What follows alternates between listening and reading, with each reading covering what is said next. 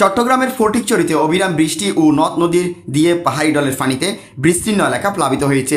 এতে শতাধিক গ্রাম বর্তমানে পানির নিচে। হালদা নদী এবং দুরমখালের পানি বিপদসীমার উপর দিয়ে প্রবাহিত হচ্ছে। গহিরা হিয়াকু সড়কের ফাইন্দা নারায়ণহাট এলাকা, নাজিরহাট কাজিরহাট সড়কের সুয়াবিল এলাকার কাঠিরহাট সমিতির হাট ও নানুপুর সমিতির হাট সংযোগ সড়ক সহ কয়েকটি স্থান কুমোর সমান পানিতে তলিয়ে সড়ক যোগাযোগ বন্ধ হয়ে গেছে। গত 20 আগস্ট থেকে এসব এলাকায় বন্যা পরিস্থিতির সৃষ্টি হয়। তবে ভয়াবহ রূপ ধারণ করেছে উপজেলা নাজিরহাট পৌরসভার হালদার বাঁধ। এই এলাকায় মালেকার ফারাও এলাকায় বাঁধ প্রায় ভেঙে গেছে। যে কোনো সময় তলিয়ে যেতে পারে 150টি বসতঘর।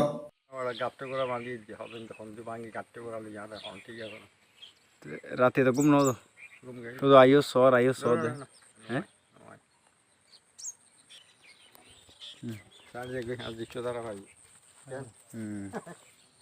অন্যদিকে দুরং নদী বয়ে চলেছে ফটিকছড়ি সদর বিবিরহাটের উপর দিয়ে।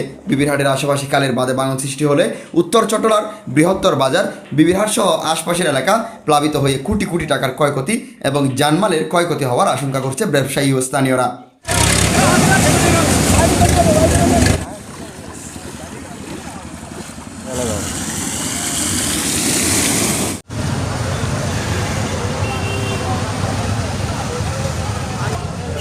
খালের পূর্ব পার ও আজকের মধ্যে এখানে বাজেট দিয়ে যেন এটা সংস্কার করা হয়, না হলে বিবিরহাট বাজার থেকে শুরু করে পৌর প্রশাসন কিছু থাকবে না এখানে।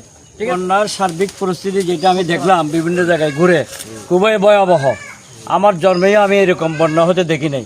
আমরা শুনতেছি এখানে হালদা নদী সব জায়গা দিয়ে, আর এখানে আমাদের উত্তরে হিন্দুস্তানের বর্ডার, ওইখান থেকে সব কিছু সুইচ গেট বেট সব বন্ধ করে দিয়েছে। সব পানি এখন এই আমাদের এদিক থেকে গড়াইয়া বঙ্গোপসাগরে যাওয়ার একটা ধার হয়ে গেছে ফটিকছড়ি। এটা অনতিবিলম্বে যেন ফটিকছড়ি উপজেলা দুর্গত এলাকা ঘোষণা করে। আমি ফটিকছড়ি উপজেলা এবং এই জেলা প্রশাসনকে আমি দাবি জানাচ্ছি।